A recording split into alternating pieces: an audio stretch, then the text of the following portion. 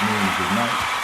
My name is Mark Jr. This is Become the Podcast. How do you become anything you dream, you declare, you commit, and success is your next breath. So this morning, I got up and I did P90X. It's a DVD performance series where no, it's not P90X. It's Insanity. So it's a performance series, and each disc has a different workout on it, whether it's plyometrics, whether it's cardio, whether it's stretching, whether it's a combination of all of those three and more. But I decided to start doing that, working to insert some more fitness opportunities into my week. And so if I have to take a stop, if I stop every now and then to drink some water, it's because I'm recovering from that. So anyway, this is a rant. And this is what's good about vlogging and having a blogging, or having a podcast. You can get out some of your frustrations. It becomes a problem. You get too emotional and then you lose it. But I'm not going to lose it. But I had heard some interesting news this weekend, and it kind of stuck with me. And then I looked at this as a opportunity to hopefully help someone else. So my wife goes on a family outing to go support one of her nieces and nephews. And I didn't go because I was out doing something, so the timing was off. By the time I got home, I would have had to giddy up, and the timing was off. And I also had to do some other stuff. I had to do some basketball stuff. I had some work-related obligations, and so I just couldn't make the opportunity, I couldn't make the family outing. So I say that because the person that we were supporting had something to say about me not being there, or had something to say about me. So my wife tells me that this person, someone else in the family had something to say about me that was negative. And then someone else kind of piggybacked on the first negative comment. And so the second negative comment was, who gave that man an iPad? Who gave that man a piece of technology that would allow him to flood our feeds with his face and his voice and his thoughts, right? And I was, emotionless at first, just kind of neutral. And then the more I thought about it, the more it annoyed me. Now, I'm all about staying calm in the face of the storm, but I'm human, and I don't. It won't make me upset. It won't make me angry, but I can't get annoyed by it. Okay, we think we can only be annoyed by things, right?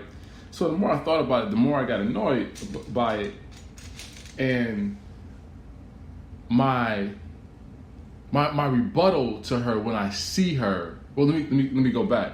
So I became annoyed by her. So I said to my wife, I said, "You know what I'm about to do, right?" She says, "What?" I said, "I'm about to block her on Facebook."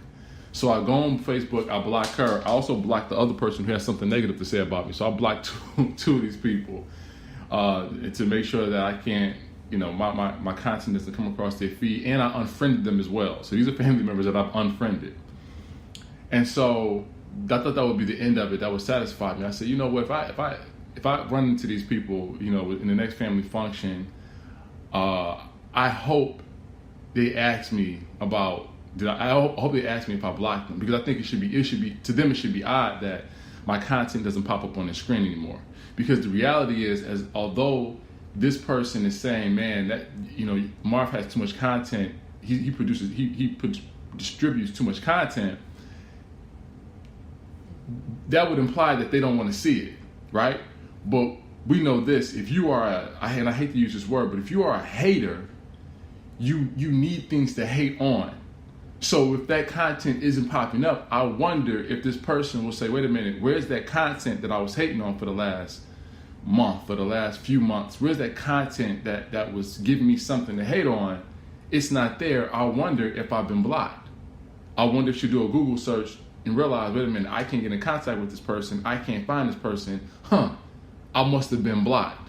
So it'll be interesting to see if the next time I see them, if they'll even say, hey, are you still posting stuff? Are you still, And my hope is that they will not confront me, but just ask me the question, because my rebuttal to them will be, yeah, I did block you.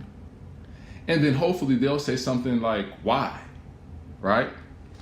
Or maybe they'll connect the dots, that somehow that their comments, their slick comments got to me.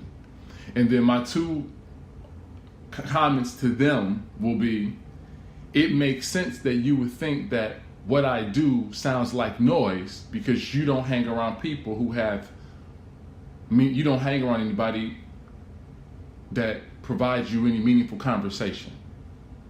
So it makes absolute perfect sense that you would look at what I do as noise because you don't have meaningful conversations. Your conversations aren't layered, they aren't rich, they aren't in depth, they're surface level, they're topical, they're basic, they're primitive. So it makes sense that when I'm talking about purpose, when I'm talking about passion, I'm talking about genius level talent, when I'm talking about how people move on, when I'm talking about faith, when I'm talking about persistence, when I'm talking about being resilient, it makes sense that you would look at that as noise.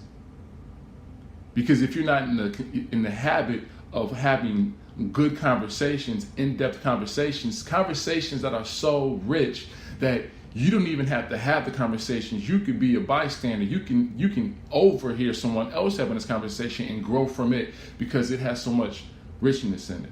It has so much goodness in it. So it makes perfect sense that this person would hear me talk and say, that's noise. Because if you aren't used to a certain value or a certain quality, when you get that quality in your hand, you can't tell the difference. I'm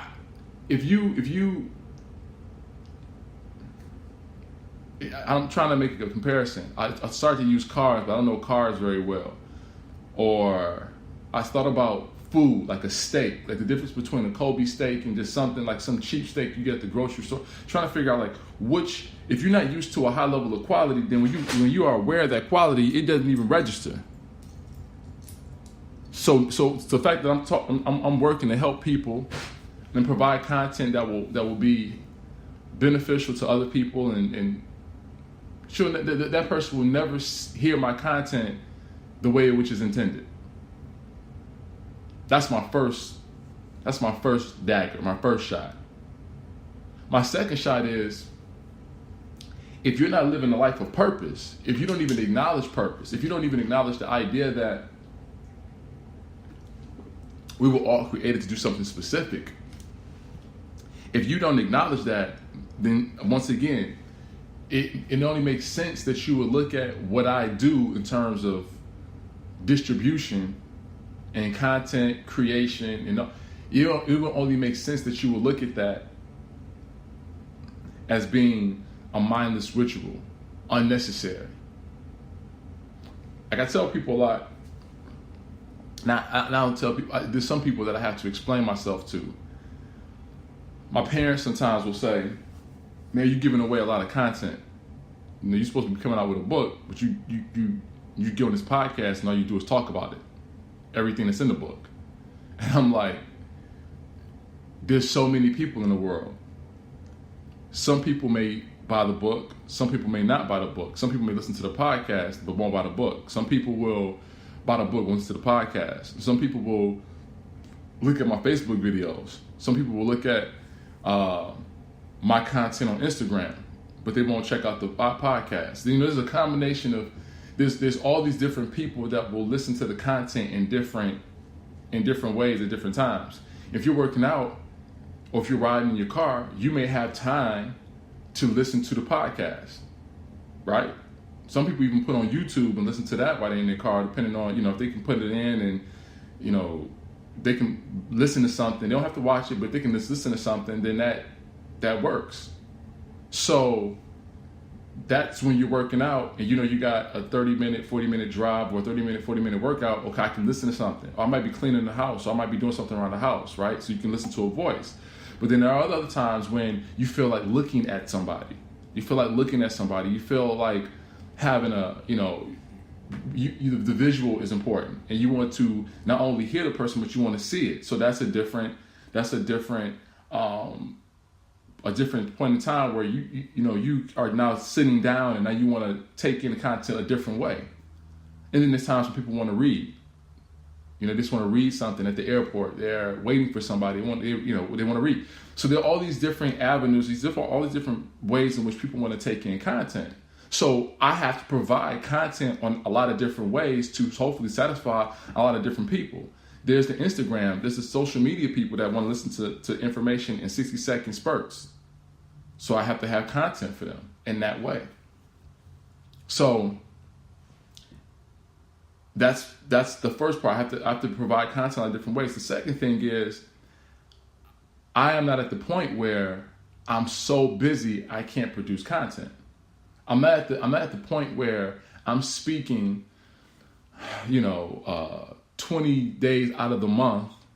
I'm traveling, I'm talking, I'm speaking, I'm a part of somebody's event that I don't have time to produce the content. Now, if I was in that demand, I would produce less content because I'm working more. But as I'm working, I will find a way to take those opportunities in which I'm working, and I will find a way to produce the content that way.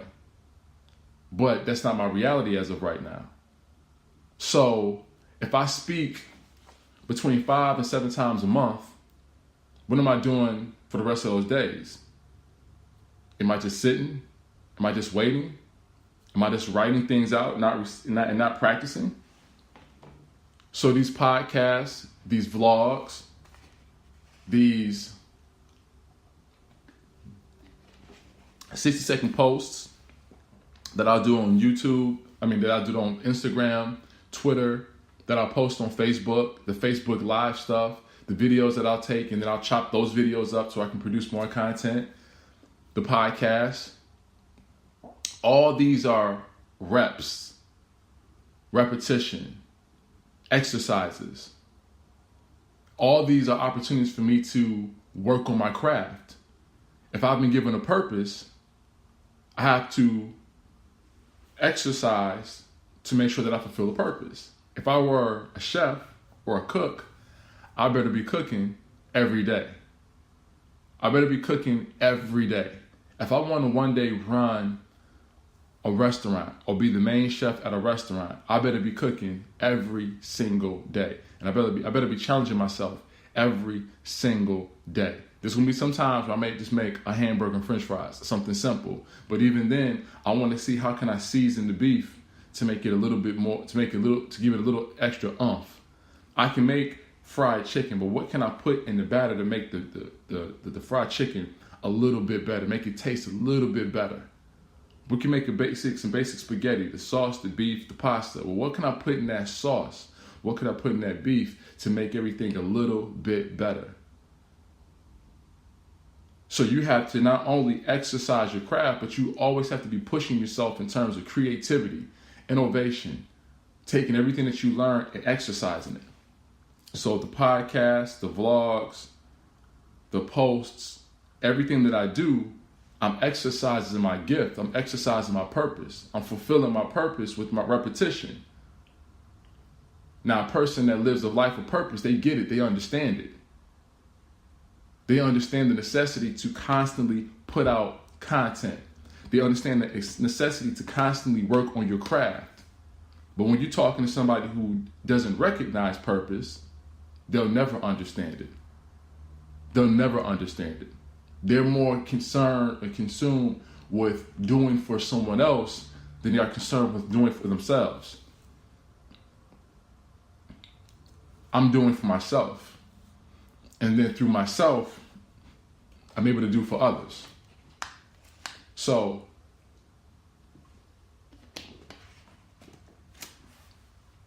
it's not, if I'm supposed to take care of a group of people with some sort of skill, right? I still got to work on that skill myself. I still got to polish that skill. I got to perfect that skill. I got to work toward a level of excellence with that skill, so that when I provide that skill or that product to the people, it is helpful. And it is helpful on a lot of different levels, meaning it can help a lot of different people. So with that being said, I have to constantly perfect my craft. But if you're just working, somebody else has kind of created some sort of world or universe, or they've developed something, and now you're just working to make them better. That's most people. It's not wrong, but that's most people. But I am of the belief that even if I have a 9-to-5 job or a salary job, that's cool. There's got to be something that I was born to do. And now I want to do that on the highest level possible so that I can help as many people as possible. So there's a necessity to work, to exercise my craft as much as possible so I can help the collective. So we go back to my two initial observations or my two initial statements. Number one, if you're not used to having good conversation, meaningful conversation, in-depth conversation, rich conversation, then I'm going to sound like noise to you. And then if you aren't aware of the power of a purpose-driven life or a life driven by purpose, then you're going to look at my activity as meaningless, pointless. Understand something. The people closest to the process will sometimes be the most vicious. And sometimes it's that person that has always been jealous. Sometimes it's that person who has always been envious of you. Sometimes it's that person who you may have a bad relationship for some reason. You know, maybe you were a part of the haves and they were a part of the have-nots, so they've always looked at you some kind of way. Maybe you've always had the resources, you've always had the money, you've always had the support. And maybe from afar, they don't think you're working as hard as they're working, so they look at you some kind of way. That happens. And that might be the source of it. Maybe you've done something to them, right? Maybe you have something they don't have or whatever. And so they look at you a certain way. It's that person, yeah. But sometimes it's the person that claims they love you, that tells you they love you. They tell you that they care about you. They tell you that they want you to succeed. It's that person too. That same person that will from time to time ask you for your help. That same person that will ask you to use this skill to help them, that use this skill you've been working on to help. It's that same person that will hate you the most. And that's when it becomes confusing. You're like, wait a minute. You're asking me to help you. You're asking me the thing that you think that I do that is meaningless. You're not asking me to help you. But then to other people, you talk slick about me. And they may be joking. They may be joking. They may be just looking for things to say. But again, that's what happens when you don't have meaningful conversation. Then you just start taking shots at people. Like if you don't have anything to say, you just take shots. Because now you're just looking for effect. I want somebody to laugh. I want somebody to side with me. So the best way to get somebody to side with you is put out hot takes. That's what the media does. They put out hot takes. They say something that almost is irrational, something that's extreme, in hopes that it will pique your interest, in hopes that it will create an audience. And then from there, hopefully they'll get somebody to side with them and connect and relate. And that's what happens when you don't have anything to say. You go for the extreme. It doesn't care if it's true. Doesn't care if it's well thought out. You just want effect, appeal, fast connections. So it's, who gave that guy an iPad? Versus understanding that this is what I have to do. to forward my career. This is what I have to do to forward my ability, to forward my purpose. I got to get after it every single day. I got to work on my craft. I got to get better. I got to work on my voice. Got to work on my ability to pronounce, to speak clearly. My thoughts have to be clear. My words have to be clear. My concepts have to be clear. My transitions have to be good. My voice has to be able to take people on an emotional journey. As my voice gets more intense, I got to make the listener more intense. As my voice gets more calm, I got to be able to calm the listener down. It takes practice. It takes practice. I got to get comfortable with the pause in between some of my concepts and in between some of my words. I got to get comfortable thinking in front of people. It takes time, man. It takes practice. But some people won't see it that way. Those will be the same people that will hate. They'll hate. With no purpose intended, they just need somebody to resonate with them, relate with them, talk. They need somebody to connect with them. Because at the end of the day, their conversation is primitive. They don't have anything to say. So be mindful of that. Be mindful of that and continue doing what you're doing. Continue working hard. Continue to produce the most amazing, most incredible work you can. Continue to practice every single day. There's some days when I cringe at some of my previous work because I look at where I've become and I look at what I've transformed into. And I'm so proud of where I am today, but then I cringe at what I once was and how I once sounded and how some of my concepts were so strong, but so incomplete. And I can't even hear myself talk. I can't even listen to it. But it's all a part of the beautiful process of developing and getting better. And I hope that's everybody. I hope you're all working out, getting better. And I hope you become so good at what you're doing that when you look back at a year from now, 2 years from now, when you look at 2 years ago, 3 years ago, you're like, oh my God, I can't believe I said that. I can't believe that's how I was looking. I can't believe. But you're only in that place because of how much you've grown and how far you've come. I hope that's everybody's narrative. Still proud, but still kind of like, oh my gosh, embarrassed to some degree. But I hope that you see how far you've come, and I hope you continue to march forward and go further in the face of everybody who will tell you that you're annoying, in the face of everybody who will tell you that your activity is pointless, it's unnecessary, it's worthless, it doesn't have any value. Because those will be the same people that say, oh, I understand what you're doing, I understand. And they won't. But they're now saying that they understand to save face.